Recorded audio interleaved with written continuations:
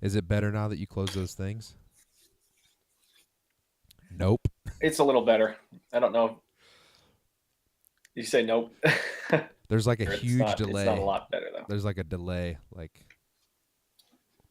Yeah, I don't know what that is or why that's happening because I've used this for meetings before, um, but it's whatever. I'll have to deal with it. yeah, it'll be fine. You look good. Look like Tony Romo, retired, sitting in your fucking Do you know how many wood times I paneling got bungalow. told that this weekend at the home show? Seriously, dude, I'm telling you, you look. God, Everybody tells me he doesn't look just like him. I'm like, he looks just fucking like him. oh, I don't know about that. Yeah. I Well, if you're don't getting know. called out at a home show, you look like him.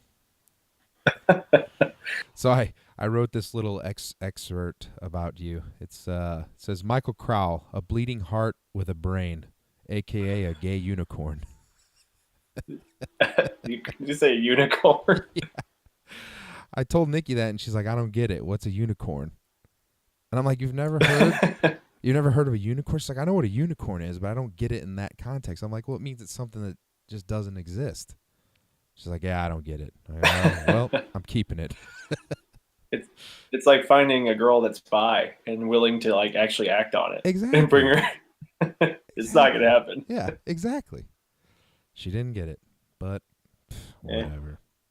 So you grew up in a large family. I was trying to think. I think you're the largest family of anyone in our group as far as siblings go. I can't think of anyone who has There more. are five. Yeah, There are five of us. yeah. So it's definitely the biggest.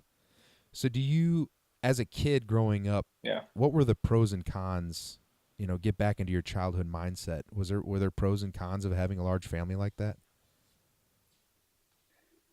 Well, I mean, sure, there are pros. I mean, you get to experience life through your siblings. I guess you could look at that as a pro or a con. But they essentially become like pseudo parents in the event that your parents aren't around, so you can learn from them. I can't tell you how many times that I've taken advice from one of my siblings, or they've helped me out in some way. And so having a large family is like having a group of friends. That's why I think that when I was growing up, I didn't feel the need to really have a lot of outside friends because my family was close. We got along, and I mean, we fought a lot when we were little. But that's just what kids do. But yeah, I mean, there's a lot of support there, and I think we're pretty petty when it comes to things. So I mean, there's cons to it too. So just like the drama you get from having a large group of friends, you get just like you have a large family. It's the same, sort of scenario, and it all brings its own sort of mismatch of differences. With us and our friends, we know each other, but like I don't know people as much as I know Katie, and I can live with Katie's whatever is negative about her, whatever's positive about her. I know those things. So like if I go into a room randomly and she starts talking something stupid, I can be like, oh, that's just Katie. But if I walk into a room and there's a bunch of our friends there and somebody's there and I don't really know them that well and they say something stupid, I'm like, hey, man, screw that guy. So it's like Yep. I know them well.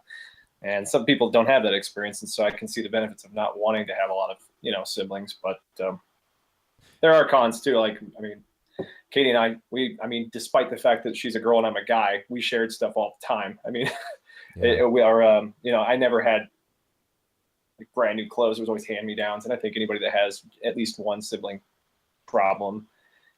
And I mean, other things was just we were pretty poor growing up because there's so many people to take care of. Yeah, So that's a big we thing. grew up. Yeah. So I mean, that was a big thing for us. I mean, we just didn't have money, and my mom was working, by herself essentially to take care of us, and so it was just kind of a struggle to be to be growing up with everything that we needed, but at the same time living in a situation that we never really had everything we needed. We just felt like we did because she did such a good job of hiding that from us, I guess. So Yeah, the first time I ever got to hang out with like a lot of your siblings are you having a hard time hearing me? kind of, Let me see if I can it's turn it kind up of a little bit. you're just kind of coming in and out. That's the worst. That I can't help. But No gay, as Caleb would say. No gay, no gay. no gay. But the first time I ever hung out with you guys as a group, and then I think it was St. Patrick's Day. We were bar hopping somewhere down somewhere. But I told Nikki after that day, I have a rule. It's a 2 crow limit. I have a 2 crow limit. I can't be in the same place with more than 2 crows at the same time. So it's either got to be you and Katie, or you and your brother, or you and Bonnie, or you and your other brother. Just that's it. Like that's the limit. But I remember I think that's fair. The story. The we story were a was little we're a little overzealous. overwhelming. Yeah. The story that I'm thinking of is, you remember Matt Ratcliffe of course, or Matt Ratcliffe of course, Yeah. and he wanted to go to some bar that they made their own tequila, and everybody's like, oh yeah, we can go there, and we walk in, and he's getting his tequila, and it was you and your brother and Bonnie and I think Katie, and we had all been as a group the whole night, and your brother walks in, and he's like, this place fucking sucks. And there's like people sitting in there.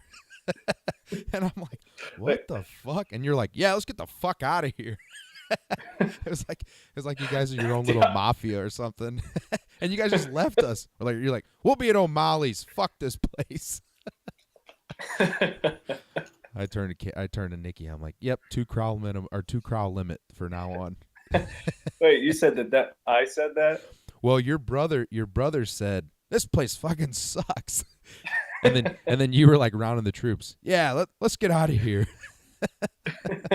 Oh. But I mean, we were all drunk. Well, that and you guys are crows, so too mixed. I guess so. But did your opinion ever change? Like your opinion of your family when you were younger and as you got older? Were there things that were harder when you were younger that you now appreciate? Or was it all pretty much the same? You mean how we interacted? Yeah. Like maybe there was a sibling that you didn't get along with and you weren't able to appreciate them until you got older, or Yeah, I think that, like I said before, it's just learning to understand people. And I think sometimes we hold grudges a long time because we assume that the other person should understand us. And when they don't, we feel like, well, screw you, man. I'm going to take my time getting over this, because, when when you have friends, it's easy to just say, well, screw it, I'm never going to talk to that guy again. yeah, like you unfriend them on Facebook. With family, you have to figure out. Like you unfriend them on Facebook if you don't want to talk to them again. Huh, dickhead. That was an accident. But it's so funny that you brought that up, because I literally messaged John today, and I was like, hey, are you still friends with Michael Crow? And he's like, yeah. I was like, okay. He's like, why? I was like, well, I'm not his friend anymore, but I'm pretty sure if he would have deleted me, he would have definitely deleted you. So I think it was an accident. It was an accident. I was messing with some, like I said in the text, like some settings and shit, because I had students messaging me. Like, students were finding me and messaging me, and they were like, how come you're not answering my messages? I'm like, do not do that. Yeah. I don't want to talk to you, first of all. And secondly, I definitely don't want you messaging me on Facebook. So I was trying to mess with some settings. I was just experimenting with you. I blocked you, and I guess that unfriends the person. I didn't know that. So I was like, well, all right. But I didn't know that until you'd said, or until I had realized it when you'd said something the other day about checking out Effie's video. So, and that's how I noticed it, because somebody had a laughing face and some other face. You click on it, you can kind of see who did what, like who laughed and who liked, and everybody was on there. And then yours said add friend, and I'm like, that motherfucker. Yeah, you got to earn it, Mike. Sorry. Yeah, exactly. Well, I do troll you pretty hard, so I would accept your blocking.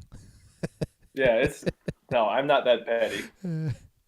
So kind of to change gears now, Davina's like the opposite of the spectrum. She was an only child. So do you guys notice things that maybe bother her that don't bother you, or differences about your guys' upbringing that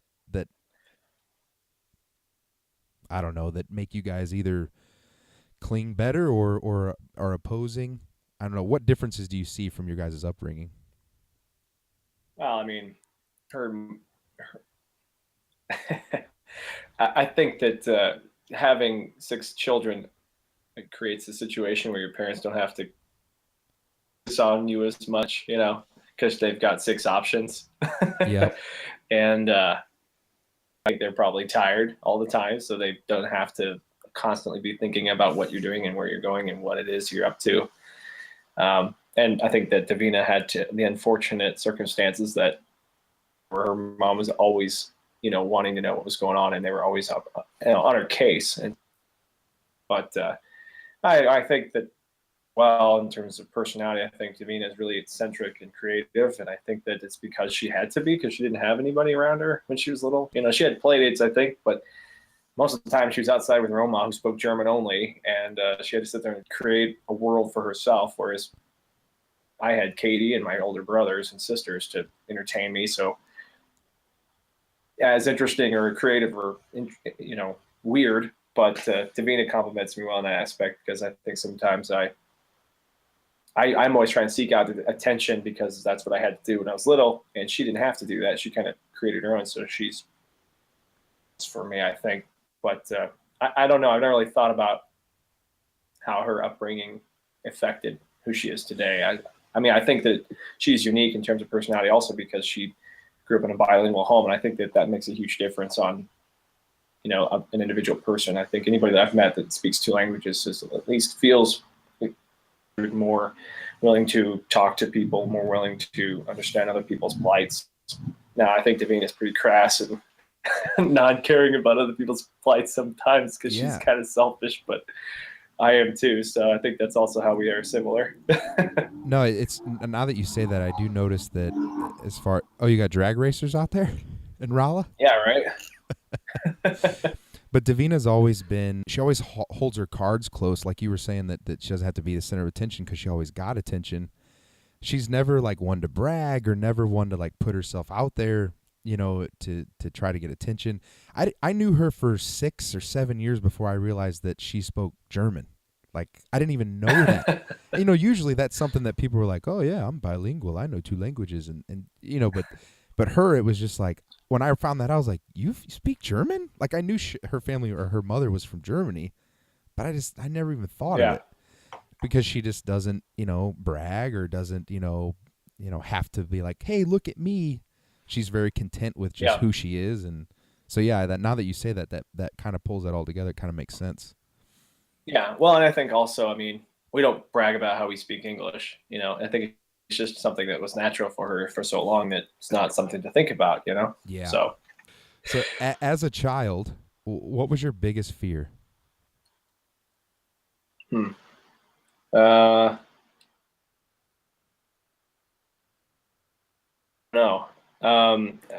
I guess my biggest fear as a child was like my mom running away. She would. And one time she actually like got in her car and drove off. She just left, like she probably won't come back. And that was a scary thought, because like I said, she was pretty much the breadwinner. I think, I don't know if she was like, I know she wasn't intentionally trying to scare us, like, because she had 6 terrible children. We were assholes. But, I think that had an impact on me. I was like, man, I hope she really doesn't. So I think that's probably it. That's funny, the exact answer. I was always afraid that my mom would abandon me or not come home, go out and get drunk and get hit by a car and never come home. Like, I remember laying in my bed just like fearing that was going to happen every night, So I guess this is just something as a kid, you realize that that's your life source. Your only way of survival is making sure mom's coming home with the money and keeps a roof over your head. I'm sure there's like love and shit in there sprinkled too, but yeah. I don't. At the time, I wasn't thinking it was about the money. I was just scared that I wouldn't see her again, I think, and I loved her. But now looking back, I'm like, man, that would have really sucked if she would have actually left. So it's like everything I read on Facebook or on the news, everyone is so divided. Everything is divided. Everything everyone talks about is just, you're either one extreme or the other. But it seems like there's one thing that everybody agrees on, and that's that the education system, that we need to figure out something to fix it. And with you being in education, I was curious to get your input on what do you think the underlying issue is? Is it solvable? You know, what do we need to do to make sure that America is continuing to be better at education?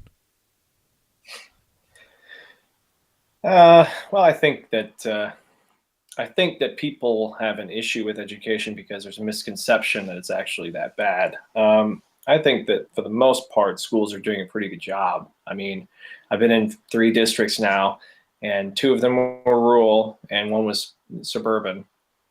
I think that, yeah, there are a lot of inner city school districts that get a lot of attention because of just the fact that they're pretty much segregated. That's a problem. And there are a lot of really, really rural districts that have problems because there's just no resources available to them. And that's the problem with inner city schools too. And I think that spend a little less money on defense and more money on technology and salaries for those schools that need people to come and teach at them, then we wouldn't have a problem. I think that the United States, even though statistically is not at the top of the world in terms of test scores, we are testing every person in the school. There's no singling out of individuals. We don't take our creme de la creme individuals to take the test like they do in Shanghai. I think lots of schools do a good job of testing, and Norway, Sweden, Indonesia, those are definitely places that are doing a good job and we can learn from them. But they are focused more on individualizing the educational experience for students. And I think a lot of people are afraid of that here in the United States because they like their job security. But if we can move towards more of an independently focused system that allows students to move and grow at their own pace and focus on things that actually intrigue them, instead of pushing people to industries that they may not be interested in but feel like that's the only choice for them, doing a lot better than we are now, I think. Yeah, that reminds me That of was a long answer. no, that was perfect. That reminds me of a cartoon that I love, and it's a teacher, and there's a monkey and a giraffe and an elephant and another animal. I'm sure you've seen it. And then she says, "Oh, this week's test again is climb that tree."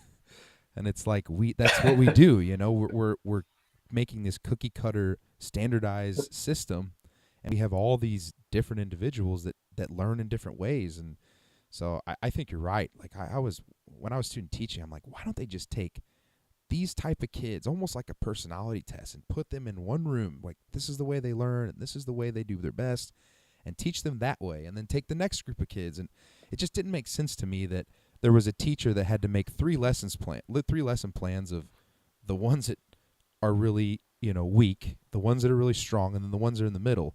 And you like had to try to just incorporate all of them at the same time. That's impossible for a teacher to do effectively. I mean, they can do it, but you're not gonna do as well as you could. Yeah. Well, you know, and differentiated instruction is the buzzword of the last century, and it's just essentially taking every student's personalities and learning styles and teaching to them. But the problem is, as you just said, is you're an individual in a classroom that's ever increasing, and a budget that's increasingly or ever decreasing. And so you run into a conundrum of, well, I mean, I'm going to get my check no matter what. And the reality is that no one's really going to care as long as these kids pass at certain tests. So why bother? But the problem is that that's not what the educational system is about. It's about making sure that people discover who they are and becoming rounded citizens. I think that that's the argument for a standardized classroom that teaches to everybody the sort of same way, is because the educational system in the United States isn't meant to create the person. It's meant to give them a foundation to find out who they are. And so you could argue that that is what it's for, but I would say that I think that those things go hand in hand. That's part of the challenge of figuring out how to do that. I think that lots of people think that they've got the answer. I don't think Devo does. Yeah. But I think there's a lot of people out there that are doing great things. I mean, my classroom, I have access to laptop carts, and my class is completely self-paced. If the student wants to go as fast as they can through the curriculum, they can. If they need to go slow because they don't get it, they can. Component of classrooms with getting rid of the age, like processing students based on age through school. Like right now, if you're 14 or 15 years old, you're probably a freshman. It's not based on your skill. Like my nephew, he's in college out, like almost college algebra, and he's in seventh grade. And so they're allowing him to take higher level courses, but there are probably lots of other kids that could do that too. They just aren't, they don't have an advocate like my oldest sister. She's like crazy leader and like super mom volunteer and helicopter all in the district. So she's been able to push him through to these other classes. But if you've got a like kind of a mom that's like, I don't really care, you know, that kid doesn't have an advocate for somebody to hurt for them. So if our system just, that's how it is, maybe it would change. But until people start being honest, it's just not going to. So. Yeah, I mean, you just have to make the system work, and then educate people on how you're making it work, and then hopefully people follow suit. Well, on the other side is that they want you to be creative and think of these things as a teacher, but then if you don't, like if it's not successful initially, they start pointing fingers and blaming you, and you become a target, and then you could potentially get let go, you know. And so like I'm doing this under the guise that I may get fired this year. I may not be successful. I've had a lot of kids pissed off at me, a lot of parents pissed off at me because they're failing the class. I'm like, well, they don't do anything. They just sit around and they just wait for me to tell them what to do. So like, I'm not going to sit there and force feed this stuff down their throat. The kid has to have a desire to want to learn Spanish. And if they don't, that's okay, but they need to be honest and just leave the class. They don't need to sit around there and have me like, force me to. So like, I don't teach them anymore. I guide them through the material, and I've found videos of people that are experts that explain the concepts way better than I do, but I understand them. So I can sit there and be like, oh, you don't understand it? Well, I can see that. This is why. But if they don't even look at the video to begin with, like I had these kids today, like, I don't get stem changers. I don't get it. I'm like, well, did you even watch the fucking video? No. Well, what the fuck did you expect? Of course you're not going to get it. You didn't even give it a chance. You know, so it's like, kind of shit I'm dealing with. So then that kid takes the quiz and never even looked at the notes in the first place, and they fail. And then the mom's email me like, why did my kid fail? I'm like, well, they didn't do the material. Like they're telling me you're not teaching them. It's like, then there's this like, the teacher is no longer, well, I'm going to reference another cartoon. Have you ever seen a cartoon where the teacher's sitting behind the desk and the parents behind him and they're yelling at the kid? And then that's like the 1960s. And then it's like today, and the parents and the kid are on the one side and they're yelling at the teacher. Exactly. Exactly how it is. Yes.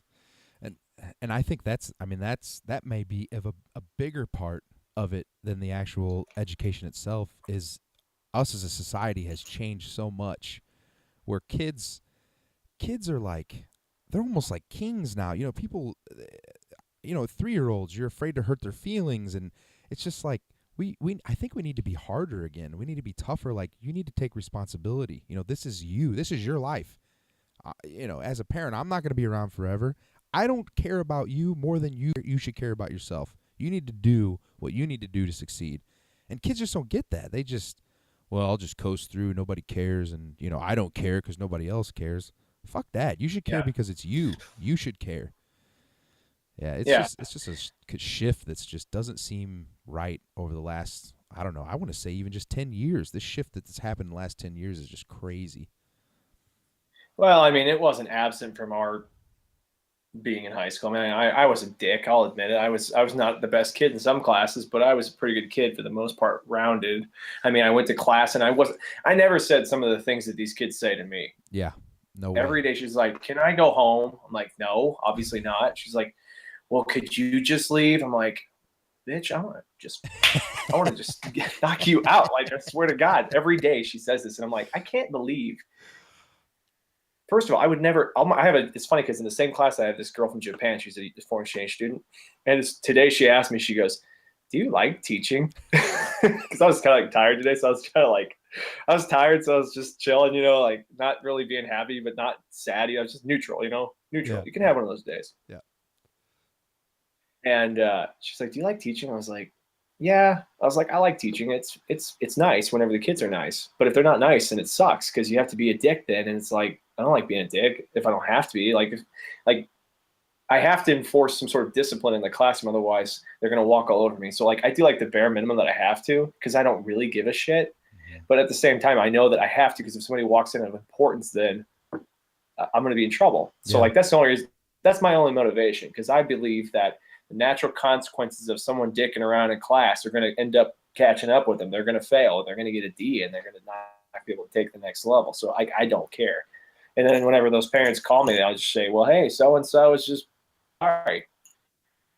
But then again, it comes back to, then the administrator's like, why aren't you inspiring them? Why aren't you creating an environment that's conducive to their learning style? It's like, no. They're Yeah. just dicks. Yeah. No, it's crazy the amount of responsibility a teacher has. I mean, you have to be their mother. You have to be their father. You have to be the nipple that they get their milk out of. You have to be their inspirer. You have to be their religion. Oh, and you have to fucking teach them geometry. It's like, how do you expect And one English. Yeah. Oh, come on. Just work on your ebonics and you'll be fine. Yeah, right. I had this kid one time. I said, will you read this example for me? He was a sophomore. I said, will you read this example for me on the board? He's like, no, I can't, Mr. Crowell. I just don't get this stuff. I'm like, dude, it's in English. Oh. Exemple. I know I should be laughing. Exemple 3.2. I was like, man, it's in English. I remember that kid. I felt so bad, but I couldn't help but laugh at him. Oh, my gosh. But that just shows you right there. It's another example of that age thing I was talking about, man. They pushed him along just because of his age, and instead they should have said, no, man, you ain't not ready. You need to stay here and learn stuff. Yeah. No, I didn't feel bad. Yeah, I didn't. I mean, after student teaching, I was like, I'm going to be fine my first year. There's no way I can do this. There's no way. So this just doesn't make sense to me. It's like, I'm out. I'd eventually like to go back once I'm older and don't care as much. And then I could maybe do something, but I don't know. It seems pretty bad. I feel for you. You're a saint, Michael, even though you don't believe in saints. Yeah, I mean, I'm a service. I'm a what do they call that? Teachers, that a service Public to servant? society or Oh, something. yeah, What do they yeah. call cops in them? Yeah, public servant. That's it. I don't even know the damn word. Well, speaking of religion, I want to read a stat to you. So, in a recent poll, 30% of Americans identify as either atheists, agnostic, or unaffiliated with any religion whatsoever. So, I was reading that out of 535 members of Congress, 0 consider themselves an atheist. What does that say to you? Well, it just tells you that it gives you an impression of what sort of stronghold this dogma has over people's minds. You know, people that run, even if they don't declare what religion they are, they still swear in on a Bible, for example. Although it's been getting better, I've been seeing like, it's like, oh, somebody didn't want to be sworn in. They're an alderman. I'm like, an alderman? What do you fucking do? You know, like make it a state senator or or a national, a federal government official, and then I'll be impressed. But like telling, they say that atheists and agnostics are the most hated minority in the world, and I believe that. I used to be called a high school because I told people I didn't believe in God. Like that was the worst part of high school because I used to have people like just call me names and shit. And I was just like, yeah, real Christian, you know? Yeah. But I mean, I went to accepted. church. So what was funny is I went to church still. I was going to church. I just said, I don't believe this stuff. I'm going to keep going to figure it out, but I don't believe it. But I think that's from that. So like if I ran for politics, I think I'd want to say, oh, I went to church, because if you only have 30% of the vote, you're not going to get elected. So that's maybe part of it too. And isn't that you said 30%? 30% of people, just the population in total, either atheists, agnostic, or they don't identify with religion whatsoever. So that's just the general public, and 0 congressmen in that category. I think that I think if somebody went and ran openly, I think that's inappropriate to even ask personally. If you're running for office, I don't think it matters what your religious affiliation is. I don't think that matters. I don't think it matters that you're gay, for example. That has nothing to do with running as a public servant in office. I mean, I think people ask because they're assholes and they want to put you into a box. And I think once you start doing that, then you're biased. If I say I'm religious and every time there's some religion bills come up, I'm going to be biased. I'm not going to think about the constituents that I represent. I'm going to be thinking about, oh, well, I said I was religious, so I have to vote so-and-so, Yeah. No, They're I like, oh, agree. you said you were religion. So Yeah. I don't know. That's a It, mess too. yeah, it's interesting. Well, another funny thing that I read that I wrote down was 16 congressmen are Mormons. So 16 congressmen believe in magic underwear, but none of them are atheists. And 2 are Muslim. I didn't Yeah. realize that. There's 2 Muslim congressmen. Oh, don't forget Obama. Yeah, Obama's a Muslim, and he doesn't have a birth certificate. His middle name's Hussein. Um, but no, And that's telling. I mean, it just tells you like what a stronghold it has over people. And I mean, I'm sure that those Mormons are all from Utah, but yeah, I mean, for all I know, they're from St. Louis. I mean, we have a strong Mormon population here in St. Louis. very much so. I mean, I don't know. I think that it's. I hope some people run soon that represent more secular society. I don't know. I don't think there's any reason religion should be a part of that conversation, or the reason why the stats should be there. I mean, they can say they're religious for all they want, but it shouldn't be anything to do with the campaign or the election, in my opinion. I think an atheist should run just for the simple fact that in another poll I read, if you take atheists versus, for instance, a Muslim and a Christian and a Jew, the atheist is usually they will score higher in tests if they take a similar test. They're usually more intelligent. So it's like we need more intelligent people in Congress. So let's have atheists run and get in there, and maybe we'll fix some of these messes that we have. I mean, I guess it would depend on the test. If you took a test over a religion, they probably would be more intelligent. No, I found that people that are not religious know more about the people's religion than those individuals do. absolutely, So, absolutely. uh, but yeah, I think that it would probably be beneficial, at least for the United States, to consider having more people that didn't have sort of I don't know, a somebody else telling them what to do. Somebody else telling them what to vote for. I mean, there's all these women's rights situations, for example, like the right to choose whether or not Yeah, to have a child. I mean, I don't have any business telling Davina what to do with her body. I would love for her to if we ever decide to have kids and she didn't want it, I did when she ended up pregnant, and I was like, well, I really like them, and she's like, I don't really care what you want. I'd be like, all right, that sucks. Damn. yeah, That's her choice. And for people to say that God inspired me to tell you that that's wrong, I think that's wrong. yeah, So I don't know. yeah. It's a slippery slope if you have religion involved in making laws and stuff, because inevitably, I mean, just Gorsuch is going to get to vote on a Supreme Court situation with a church.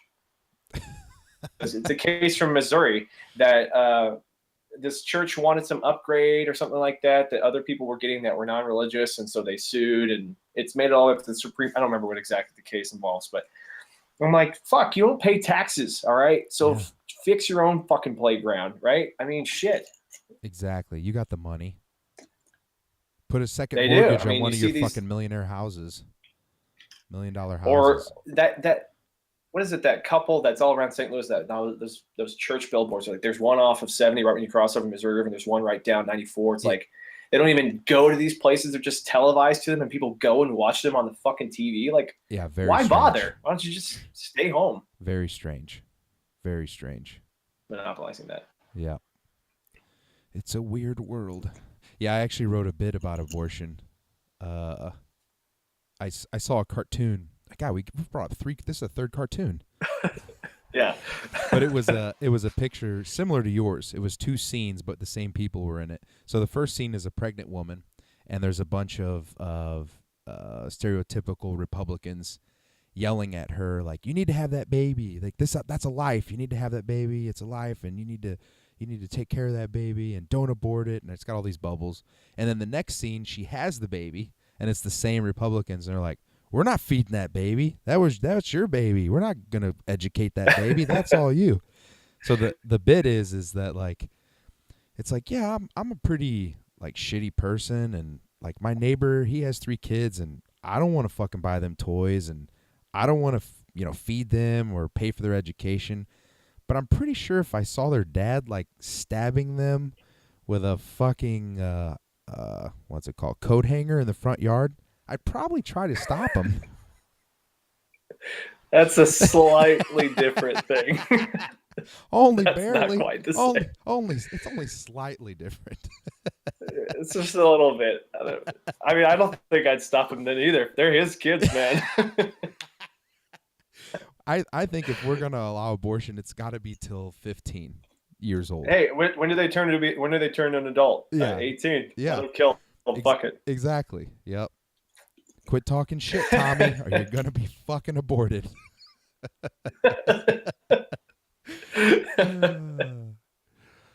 What's the best vacation you've ever been on? uh, well, when I was in Costa Rica, when I was studying abroad in Costa Rica, we had a week off spring break. Well, it was Holy Week, so the whole country shuts down from like Tuesday or Wednesday to Sunday, and everything closes. Everything. So like you have to decide what you want to do before it happens. Otherwise, you're screwed. You'd be sitting at home. Big taxis, nothing. So I was like, well, I think I'm gonna go to the beach on the Caribbean side, and I asked all my like kind of colleagues that I was there with, all the other students, and I was like, "You guys want to go to the beach? It'd be awesome. It's gonna be great." I found a hammock hotel, and they were like, "No, that sounds shady." Like, okay, I'm going. So I pack up my backpack and I took a bus to the Caribbean by myself, and I went to this hammock hotel. And I tell you what, man, I'd never seen so much pot. It was everywhere. Like you walked in and there was picnic tables everywhere, and there was just tons of it, just laid out on the table. And there's just people walking up. They'd go and pick out some seats, and they'd roll a joint, and they'd walk away. I was like, It was just real? communal pot. It was just communal pot. I guess it's part of the fee to stay there. That is great. But what was cool was that wasn't the cool part. So I don't do drugs; it's illegal. Don't do it. But what was cool was I bought a hammock in Nicaragua, and we so when you go to Costa Rica and you study there, you get a 3-month visa, and then you have to leave the country for 3 days, and then you go back and you get a new visa. So it's a waste of time. But anyway, when I was in Nicaragua, that's where we went. I bought a hammock and I took it with me because I read in this book that I had. It was like, all right, $6 a night. And I get there, I'm like, that's a good fucking deal. I'm gonna stay at the hammock hotel, and I get there, and they had a sign that said if you have your own hammock, it was $2 a night. And I was like, this is amazing, $2 a night.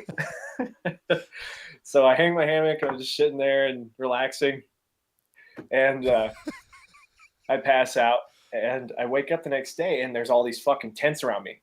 Because like if you have your own hammock, you have to hang your hammock where the tents go. But when I showed up, it was like Tuesday night. Holy Week hadn't started yet, so I was there by myself basically.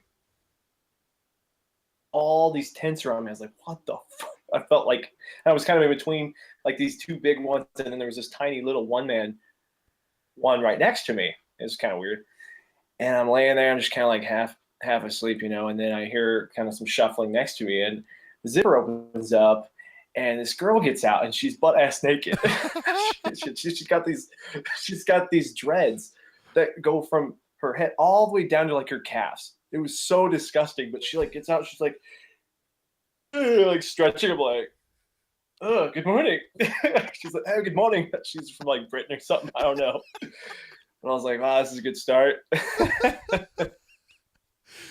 So the rest of the week I just spent like Stayed in the tent. It was funny because the big tent had like a huge group of Costa Ricans, and they got up and they were hanging out and they were kind of talking to me, and they were talking in Spanish, and I was like needing to practice, so I was like, thank God these guys are friendly and not wanting to kick my ass or something. But they're like, you don't have any friends here? You're by yourself? They're like, you just hang out with us all week, dude. And like, it was awesome. They like took me around the city, and we went down and like played beach soccer, and we went surfing, and it was really cool. I just did not experience. I didn't know what to expect. I was really kind of like scared about doing that by myself, but then it ended up just being kick ass. Like it just showed me like you can have a good time by yourself. You don't need to take other people with you, and you don't need to have people that you know already, because you can meet people out there if you're willing to take that risk and be friendly. So I did not expect that. But the chick, but it was kind of like Sarah Jessica Parker, but worse. Oh, really? Nice. She ate carrots all the time. She was a horse, man.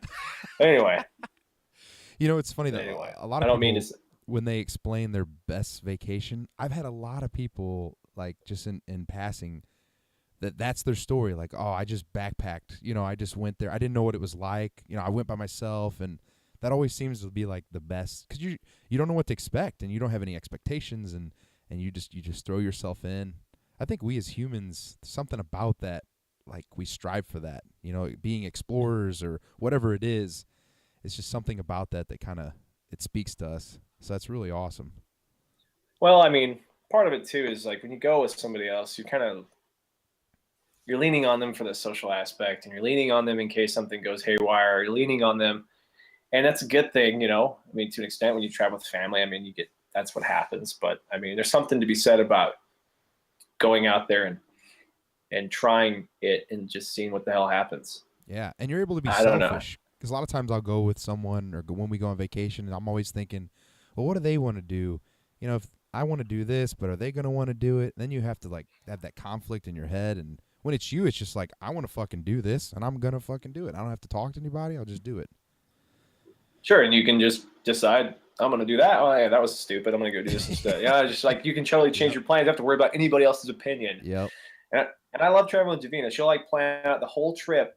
Like she'll plan everything, and then it kind of limits my like. I give input too, but like it limits my like. I just like to just see what happens sometimes, and I don't know. It just was really cool. I will remember that forever because I did not know what to expect. I got on the bus, and the bus to go there was packed. Like there was no room. I had to sit on the floor in between the seats.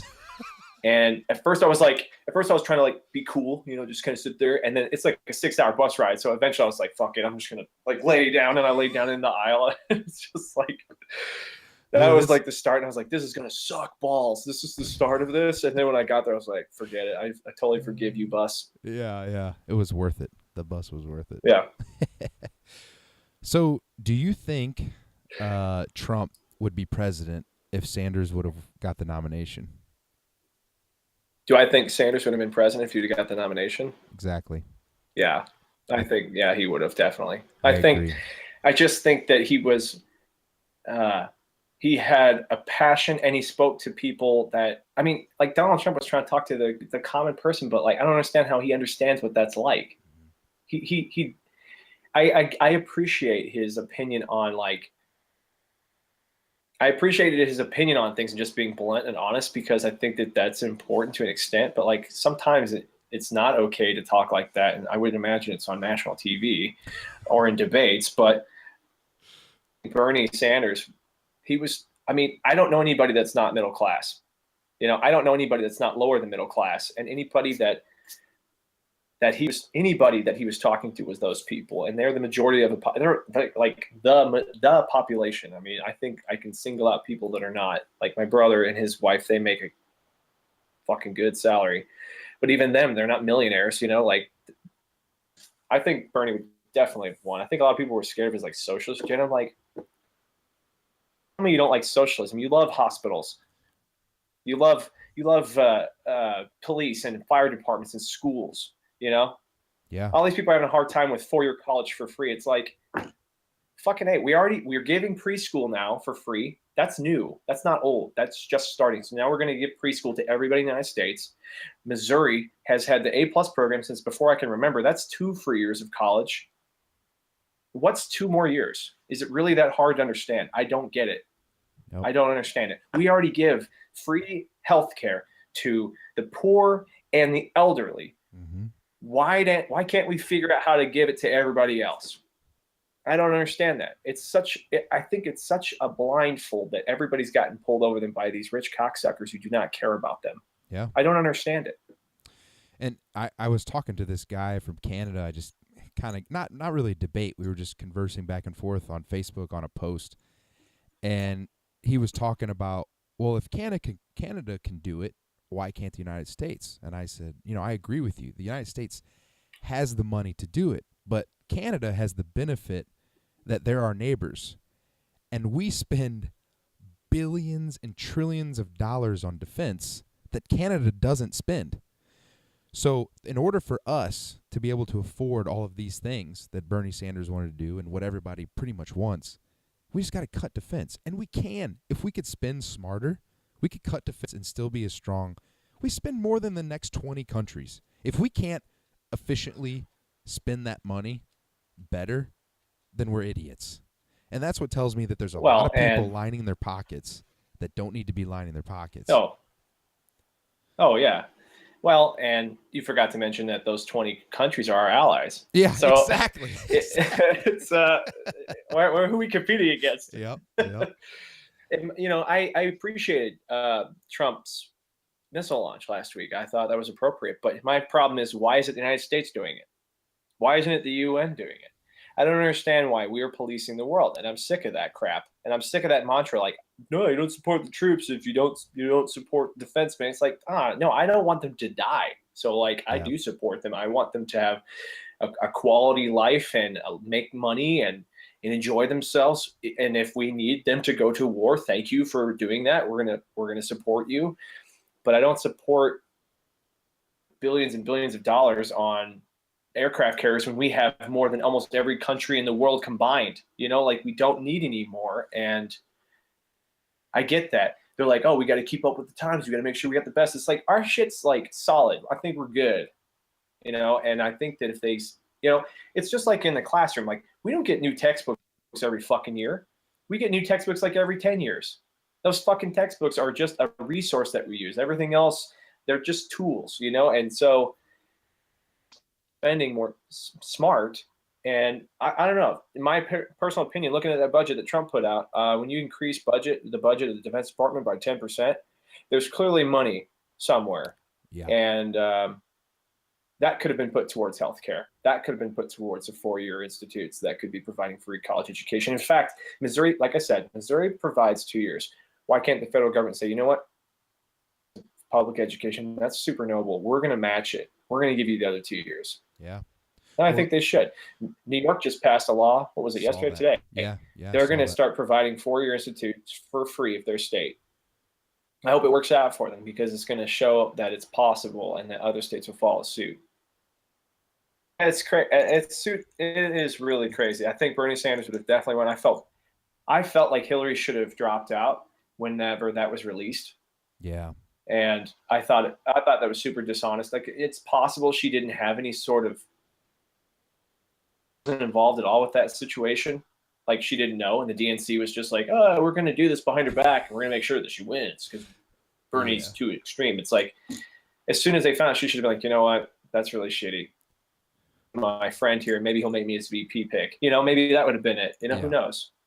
When I saw her accept the nominee, and they had that rally, and I think it was Sarah Silverman was on stage, and there was a huge group of Bernie supporters that were just like, booing, and they were so mad, and they were like, when I saw that uprising of the Democratic Party against Hillary, I was like, oh, they made a big mistake. Like, this is going to be bad. And I remember everybody talking at work right before the election. They were like, oh, Hillary's got this in a landslide. And I just kept thinking, I don't think so, man. I think a lot of people are upset with the way that whole thing went down. And I mean, as crazy as Trump was, it's just. Yeah. I mean, there's people that would have voted for Bernie that voted for Trump because they just didn't want Hillary. Exactly. And it would have been because of a variety. Lots of people were like, oh, her emails. I'm like, who cares? I don't care. I don't care about Benghazi either for all that, man. I do not care that she lied. They lie all the time about shit. Sometimes they know stuff. Sometimes they don't. It's like, who knows? Who knows? But the reality is that there was blatant, obvious favoritism going on, and that pissed me off. Like, I didn't want to vote for her. I did because I didn't want Trump to win, but I certainly was like, fuck her, because Bernie should have gotten a fair chance. He didn't get a fair chance. Yep. I voted Gary Johnson. I completely different. Huh? I said I voted Gary Johnson, so I think he got like I don't know 1,000 votes in Missouri, something horrible. Well, you were one of them. Yeah. When he didn't know Aleppo, I was like, dude, come on, man. I kind of liked you. You didn't even know Aleppo. But what's funny though? It just totally opened my eyes to how this whole fucking thing is a circus. if you watch the news or see clips of the news before Gary Johnson got in that Aleppo mess, Syria was always referred to as Syria. Every time they talked about Syria, Syria, Syria, Syria, Syria. That Aleppo mess happened. Every fucking report about Syria, Aleppo, Aleppo, Aleppo, Aleppo. And it was just like, they were just like, oh, okay, we can really fucking bring this guy down, you know. And then everybody will be like, how does he not know what Aleppo is? It's in the news every fucking day. And you're like, that didn't happen until he had already said that and made this big mess. I was just like, this whole fucking system is a circus. Like, it's all fucking rigged. It's all ridiculous. It just made me sick. But yeah, I mean, I didn't know the it's a city of charade. Aleppo, but I wasn't running for president either. But hey, you know, maybe it would be good for him not to know other countries, because then we wouldn't be over there. Well, and it looks like we're trying to get into another place, you know. Exactly. So I wouldn't hold my breath. I feel a conflict coming on. It's not going to be good. No, I'm. If Russia conforms, then maybe it won't happen. Maybe if they say, all right, serious hot mess, we're going to back off and support you guys in what you're doing. But I don't think they're going to do that. So yeah, I think it's going to be pretty bad. I really do. assholes. Yeah, it's going to be really bad. So, was there anything that you were expecting to talk about or wanted to say or anything like that? That was all I had. So. No, I mean, I think I didn't expect you to ask me about my family, but I guess that makes sense because we want to know who you are as a person. If you want me to if you want me to cut anything, you can just text me the parts that you think need to be cut. If you said anything, no, man, personal. that's the slippery slope, man. Then you're turning to the charade. Yeah, exactly. Then we're editing the news. I was like, I need to make sure that I not cuss the whole time, and I was like, fuck that. That's not who I am. Yeah, exactly. Just be yourself. That's why I told everyone. It was funny because Go ahead. I was going to say that everybody was saying that they enjoyed Effie's podcast so much, and I said the reason is because Effie comes off so genuine. Like, he's just him all the time. And I don't know if that's a cultural thing or what, but you notice a lot of people on here, they know the camera's on, and they kind of try to be different in a way. And usually towards 15-minute mark, they just kind of forget, especially if you're in person, because my camera's just sitting here and you don't even see it, and it's not in your face, and you're just talking to me face to face. But yeah, I think just being genuine, something about two people just talking genuinely is interesting for some reason. I don't know, but what were you going to say? Well, I mean, I don't remember. Fuck, I should have went first. I got a bigger brain. I could have went second. Sorry, dude. Yeah, mine's I've been using up mine on 180-page text that I'll never look at again. My students were like, "Can I read your book?" I'm like, "I promise." First of all, I just call it a book because it's got a binding. Secondly, you will fall asleep after page 12 because it's fucking boring. What are you just talking about your dissertation, or what is it? Yeah. Okay. Yeah. Okay. Well, yeah, I mean, it's a dissertation, but it's a bound research. I mean, essentially I found out a problem and I suggested alternative solutions to the problem. Is this the one for your master's or for your doctorate? For my doctorate. Oh, so, okay. I mean, I asked, I'll just tell you what it is because I don't think I've ever told you, but it's a study about what kids think about world language. And then I asked parents, teachers, administrators what they thought the kids thought. Oh, okay. And so, you know, the finding was everybody thinks it's really important and you should learn language and it helps you be a more cultured individual.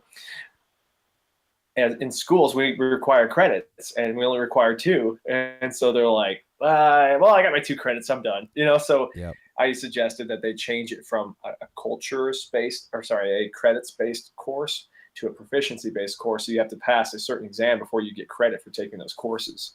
Wow. Okay. Yeah, some kids may get done in 6 months because they're fucking awesome at it. And some kids may get done in 5, they may need 5 years because they suck at it. Just because I was terrible at Spanish when I first started. No, that's excellent, because every time I hear someone talk about, hey, do you know French or do you know Spanish? I say, I took 2 years in high school, but I don't remember any of it. Like Yeah, it's that's because always it what you was a hear. required 2 years of requirement of credit, and that was it. And so you worked to get the credits. You did what you had to do to get those credits. That's why I get parents email me all the time about why their kids are a C because they're not going to get the credit. Yeah. It's like it's not about the fucking credit. It's about can they speak the language. It's a skills based course, and there's not a lot of courses like that, you know. So Yeah, kudos to you, man. That's a great. I love that. That is awesome. Me personally, I think learning a second language is cultural appropriation and it shouldn't be allowed because it's racist. But that's my opinion. I'm plus, right. we need to build that wall, keep them out. Uh, Do you know that the United States doesn't have an official language? yes, I do know that. Actually, I do know that, and which makes me so mad when people say that. You know that if you're gonna be in this country, you better learn English. And it's just like, dude, half this country was Mexico not even 200 years ago. It's like, Yeah, get like out of right, New St. Louis Mexico. was a French city.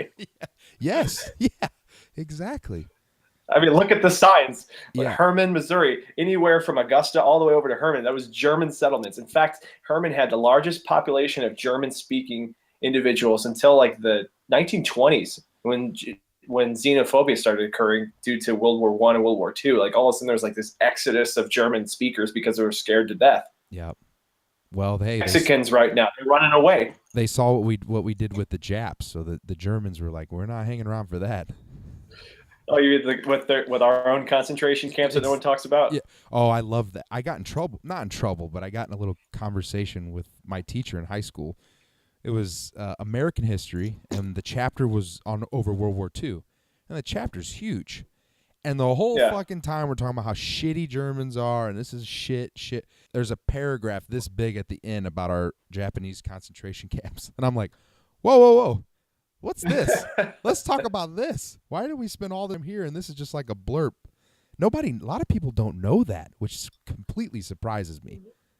I think that when I learned about that, I was shocked. I felt, well, we're no better than the Nazis. Yep. That's how I felt whenever I Yep. learned that in high school. I remember I was a freshman. I took this. It was a freshman course, but for some reason the teacher felt like it was a fucking AP literature course, and we were sitting there learning about these Japanese internments. We read a book about it, and we had to do like a presentation to make like a model of like the home that they lived in and stuff. Like it was tiny, like one room with like as many people as they could fit in it, and it was a work camp. Like on it even like it was like the whole fucking class was about this internment camp. But I didn't appreciate it at the time. But looking back, I was like, I can't believe that that's how it was. I can't even imagine. I can't imagine someone coming in because you have a Latin American descent in your family, and they're gonna be like, "Hey, well, you and your wife and your kid can't because we're in against all of them. We're worried about our safety because you're a Mexican descent. So Exactly. you're gonna have to go work your ass off." Yeah. It's funny. I got banned from that. You know that being liberal thing that you and Davina post every once in a while from their website. It was when all the people that this is another thing, the hypocrisy of all the crazy conspiracy theories that were against Obama is now happening against Trump. It's just flipped parties. But anyway, when all the conspiracy theories against Obama, they're gonna put us in these, what were they calling them? Some kind of camps. Like, what the fuck's the name of that? PETA? I don't know if it's PETA. Not PETA. Oh, the fuck, I can't even think of it. But they were going to put all these people in camps, and Obama was going to put these people in different districts, and all these crazy conspiracy theories. Well, they were making fun of all these conspiracy theories on there, and I was like, I posted on there, you guys do realize that your profile picture is of a president signing an executive order to put American citizens in concentration camps. Like, you realize that, right? He signed more executive orders than any president ever. I think it was like 3,500. But yeah, I was just like, we so soon forget our history, and then that's when we repeat it, is when we forget. But yeah, it's a weird thing that we just threw those people, and they didn't get anything. Like, they lost their businesses, their homes, their cars, all their belongings, and then they got They like finally, a check. I think they finally were apologized by the federal government, like in the late '90s. Clinton, Insane. but I'm not sure about that.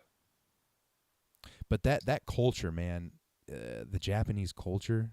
they are so they're so prideful and so like if you're gonna do it to a culture and have it not affect their future, like that was the one. You know, they're so like driven and I don't know what the word is, but Hey, any culture that can convince their pilots that the best way to impact, a naval base is to fly your plane, not shoot, shoot your bullets, yes, but the best way to have an impact would be to actually have an impact. man, those people, they have heart. They have fucking Oh, well, heart. they've got some pretty good food though. Yeah, yeah. So I like the hibachi food. I don't know if that's actually. I feel like that's like Tex. It's like when we think of Taco Bell, that's like Mexican. I feel like the hibachi's like our Japanese. Yeah, when I was in China a couple weeks ago for a week, and yeah, the food. I knew I wasn't gonna get Chinese food there, but it was pretty good. It was all right, but yeah, like this Americanized Chinese food, way better, way better. Did you? Yeah, man. General Chow's chicken. Yeah. Did they obviously didn't have crab rangoon? Did you go by one of those markets that had like just the endless supply of like anything that you could possibly put in your mouth and actually eat and not die from? Did you go to one of those markets? We drive by one. We drove by one every day to the plant, and basically it's a city of just markets, and they're all buildings, and every foot there's like a 1-car garage door, and these people just open this garage door and it's their little shop, and then they reach all the way out into the street. It was really interesting, but My brother told me that he walked through one and it was like cockroaches and bugs and worms and tarantulas and that's a spider. But they had like scorpions, anything that you could think of that you could eat, they had it, and people were just like buying them like bags, and they just sit there and eat them like fucking popcorn. I'm like, I could not be third world. Sorry, couldn't do it. they say that's the next protein boom, that Americans are going to have to get on the bug train. Bugs. Mm-hmm. Oh no! Did you hear about that Mizzou study? They were making a protein, an edible protein from shit. No, did not hear about Some, that. I don't know who's like this. Well, okay, this is kind of an interesting story. So it was like a year ago. I heard this news story on NPR. They were taking human.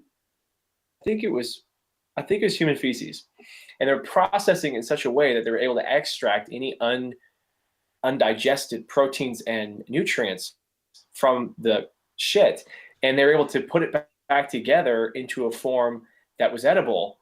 And they were able to make it taste like chicken. What the fuck? Yeah, and I was like, who's their taste tester, man? Yeah, like, why are you starting there? Like, why are you starting with shit? Like, there's gotta be something better. There's probably tons of other things out there that are edible that you could go for that were actually you could grow. Yeah. Why start with? We're gonna start shit. with shit. It's like when you hear people like, we need to go to Mars and colonize Mars because the planet Earth is dying. How about we just fix this fucking planet that already works instead of spending all these resources trying to make an uninhabitable planet? Oh, it's just like Trump trying to revamp the coal industry. I'm like, dude, give it up, man. Just retrain them so they can do solar or wind, or let's invest in shit that's actually fruitful and into the future. Why are you trying to give these people CPR? I mean, they're just, it's a goner industry. I heard a statistic the other day that there are more Arby's workers than there are coal miners. Like, there's 7,500 people that are mining coal in the United States. Like, that's whose jobs we're saving. Like, we can't find a place to put 7,500 people in a booming industry like solar. Like, that just doesn't make sense. That's a drop in the fucking ocean. Yeah. And it's not because of the workers. It's because coal is making a few amount of people a shit ton of money, and that's who makes the rules. Yep. I tell you what, Michael, we've already fixed education. We've fixed the workforce. You should just run for president. Have me be your running mate. I'll get the Hispanic vote. I'll probably get the black vote. You should just marry Davina. You get the black vote. I'll get you the Hispanic vote. You're in, dude. You know what's interesting about that conversation is that I would never get elected because I look at way too much porn. Well, if you look, I don't think that's uncommon. well, in Congress it's kitty porn, so you're probably okay. I mean, I guess you know what? If a guy with the last name Wiener, who's texting 14-year-olds his dick, if he yeah, can make it through, and then gets caught texting pictures of his wiener, and still thinks he has a chance after all of that, I think we have a shot. Dude, but now that ISPs can sell my internet history, I mean, all bets are off. I mean, I suppose that's the case for anybody. If I ever got called out, if I ever ran for office and they were like, "Well, looks like here you look at chicks with dicks sometimes," and you, I'd be like, I don't do that. Like, bullshit. Every person in this room. At some point, it's going to be like the minority person is going to be the person that's never done it. Everybody is guilty of all this shit. You know, it's just somebody gets called in the carpet. They're like, "Oh, that sucks to be him." Click, click, click, click, click. Oh, so man. No, we should do it. We'll figure out a way when can you can be president at 35? Is it 30? We got 5 years. We got 5 years to figure this out. Yeah, it's 35. I really wanted to run for school board this year, and I was too late. I went to go look at the application process, and the deadline, like January something. But I was like, why isn't that readily available? It was hard to find. Like, I wanted to run, and I could not find the application process. It was like a hassle.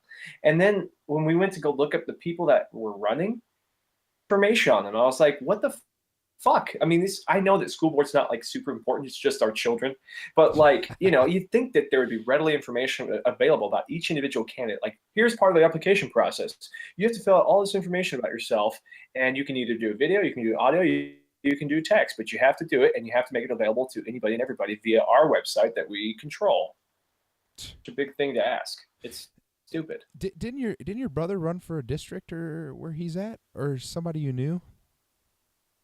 Yeah, so my brother is the alderman here in town. Oh, so okay. he's the district, he's a public defender, so he's in charge of all these public defenders in this area. And then he's an alderman for his ward. He won that 2 years ago, and he just won again because nobody ran against him. So wow, and that's the key. I mean, once you get in, it's like, I mean, you could run indefinitely as long as nobody runs against you. You're not doing a shitty job. I mean, the guy that was there before, he wouldn't even also all like checking his emails or anything. So it was like he was winning every time because nobody was running against him. You know? God. So I don't know. Yeah, you should think about it, man. I mean, even higher than that. Would you ever want to get into politics? I don't know, man. I'm just sometimes I say things that I don't mean, but I do. You know, like I don't know. I guess that's what I want. That's what you want. You want someone that's going to say it. It's like a Trump situation, but I want to be sincere and honest to people and not hurt their feelings on a broad scale. And I feel like I would do that. Like, yeah, I do that. Times that and you can attest to that same situation. Yeah. Like you say things and like you're saying because it's true, but most people don't want to hear that. They want to hear like a sugar-coated version. I'm just not very good at that. I'm getting better at it because that's the nature of my job and that's the nature of what a principal does. So I'm like trying to learn how to get better at that. Who I am. So like I feel like I'm not when I'm at work, when I wanted to be in that situation, like I'm actually me, you know? So like I don't know if I would go into a situation like politics where I would have to pretend like that all the time. If I could be accepted for who I was and still win, I guess I would do it. Yeah. Do it. Just to the fact that I don't think I could fake it all the time. You know, I would fake it for a while and then I would lose it. And then they'd be like, "Hey, you're not who you said you were." And I'd be like, "Fuck, you were right. You got me." Yeah, exactly. No, I hear you. So who do you want to call out for the next interview? Oh, who hasn't gone yet? Oh, geez. Oh, gosh. Okay. I'm lucky number 10, right? Yeah, you are number 10. So we've got, well, there's. Yeah, go ahead. I'll think about it. I have an idea, but I want to ask you a question.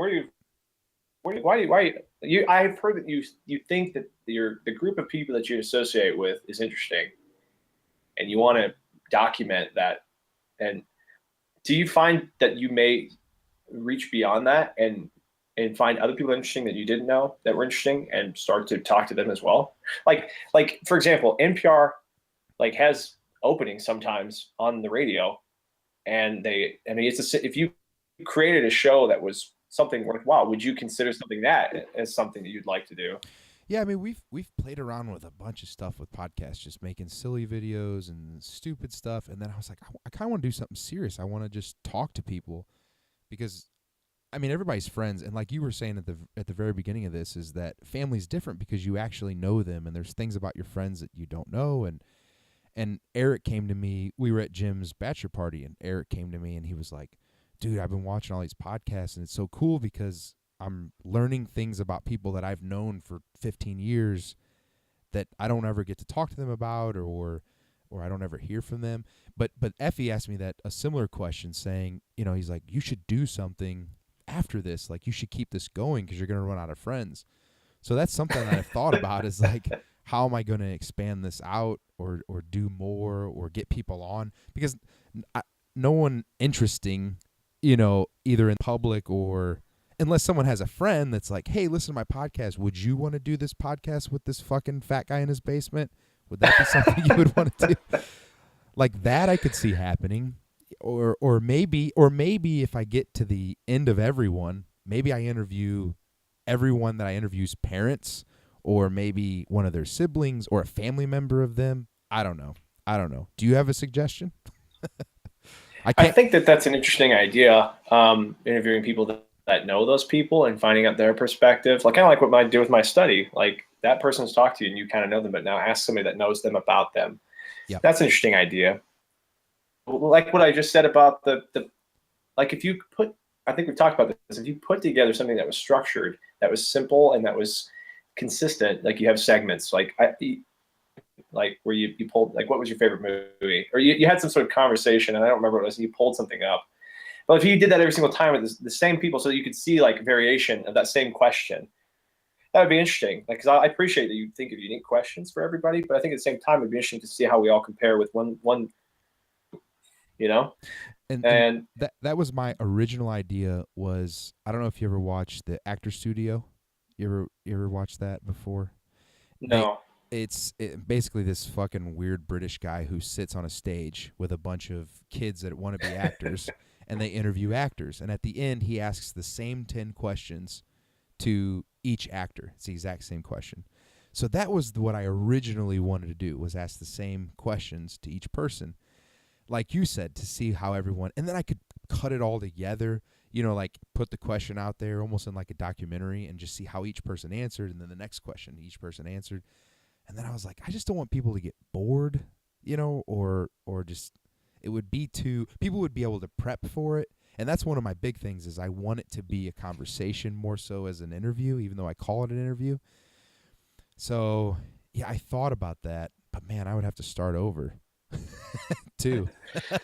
No, I don't think that you'd have to do that. I mean, you wouldn't have to start over. I was just saying that would be interesting to see that, but I mean, obviously you're started, so it would be something like this is season 1. You know what I'm saying? Okay. Like once you run out of friends, you could do season 2. I mean, I don't know if necessarily that's how it is with you're doing a video podcast, so I would feel like that's more of a seasons thing. I don't know how podcasts are with relation to the structure of that, but I know that TV shows. I mean, I watch Rick and Morty, for example, seasons 1 through season 2. I just watched 10 episodes, it's over, and I got to wait for the next one to start. Yeah, no, I like that. Something if you structure it like that. I like that. If I could get, because then it's like, well, season 1's there, I can re-interview my friends because this time. Yeah, no, I like that idea. That's a thought. That's definitely a good idea. I mean, you have it on YouTube. I mean, if you create a YouTube channel, like right now, you post from your personal one, right? Yeah, it's an old one. Oh, you have a channel. Yeah, it's an old one that I don't use anymore. I have a new personal one, but yeah, I don't. I get. Can you? You can change the name. Can you change? What's that? I think you can change the name of the channel. I might just change the name of the channel that they're already on. Yeah, I mean, create a name, put a logo up, and I think that it would be interesting because then you could start actually interviewing. If you had a following of some sort, you'd have at least however many people watch your fucking videos. I mean, there would be at least 30, 40 followers, and once people start sharing it, and you get some legitimacy, I mean, it would be interesting for you as a person who lives here that's intelligent to actually ask people on that are actually people of importance, like politicians or people running for alderman. I would want to hear you question them and actually get some real, like I said, alderman, who gives a shit, or school board, who gives a shit. But like I do for the people that where I live, I do care, but they're not state senators, so they're not on the news, you know? So it's like, it's frustrating because there's no local voice to talk to people that actually impact people that you know. So Yeah. I think that you could do it more legitimately, and I think that it could be something even further, like on a syndicated network. Like I said, I don't know how you feel about NPR, but they're always looking for ideas and shows. Lab. You could even pitch it to them once you had some sort of following. Do you ever listen to Radio Lab? I think that's an NPR. No, I haven't. Really? Oh, look them up. Look up Radio Lab. Fucking amazing. It's probably What is it? Is it? It's a podcast, but they do everything. If you want to start with one that's pretty awesome, they do one on CRISPR. Have you ever heard of CRISPR? It's basically kind of like the Human Genome Project, where they're able to Antibodies. What's that? Well, yeah, where they're able to I'm gonna fucking kill you. I can't wait to tell Effie that he's living in a first world country compared to Rala. It's the internet, dude. It's the internet. I got porn. Like I said, I got porn running here. Another porn there. I got you in the middle. Yeah, you got a three. It's just two legs, and I'm the vagina. Yeah, that's exactly right. It's a mic sandwich. But yeah, look up Radio Lab. Listen to one of those, and they're only like 30 minutes long, and they're cut so awesome, and they're fucking amazing what they do. It's really cool. But that is an NPR show. They're based out of New York. I think they're actually out of NYU. That Radio Lab. But I mean, if you had a sort of, if I know that you don't want a theme because you want to experience what everybody's about, but that's a theme. Yeah. Shit, if those guys on talk, if radio, I love car talk, but I mean, like, they're just two dudes that know shit about cars, and people call in and they fucking ask them questions about their cars and they joke around with them. Like, you can't tell me that that's not something similar to this. And I get, like, obviously initially very personalized, but eventually it could branch out to. I think that you could do something else with this, especially if people start watching it more thoroughly. And like I said, do the season thing, and then you can bring people back on. You could do, like debates between people. I don't know how this program works, but I liked what you did with Shane. Like, it had the picture thing pop up, and then it had like a video playing when he was talking. I liked that. Yeah, I can edit it pretty much any way. So if like one time Carl was talking about each person, and I just threw everybody's picture up there as he was talking about them, and I'm getting used to this new editor, so I'm able to do more and more stuff. But yeah, it's I'm trying to make it to keep people interested, so people will keep watching. But yeah, I mean, each video averages about 100 views. They average about 35 to 40 minutes of actual listening. So that's kind of cool that people are sitting through almost the whole episode. And then I got a couple people in Mexico that watch, a couple people in Costa Rica. What helped me to get followers was I made that cooler that I made for our float trips. Remember the stereo cooler? I posted a video of how I made it. It's got like over 11,000 views. So a ton of people subscribed me from that video. And then, they've been watching these videos just because I guess it pops up in their email or say this person opened another video. So, yeah, I need to think of just a way to get more people to watch. Maybe I'll make another cooler. Yeah, you need to be more intuitive and think of some new inventions, please. Yeah. Well, now that we have a camper, I'm not going to be making any more camping inventions. I did the air conditioner. That's pretty cool. Cooler, and then we're done. Well, anyway. So who do you want? Thanks for having me on. Yeah. Right. Yeah. Let's go, Caleb. All right, Caleb it is. But thanks for joining, and enjoy your retirement, Tony Romo. Hey, thanks. All right, see you, buddy. We'll catch you later. All right, bye.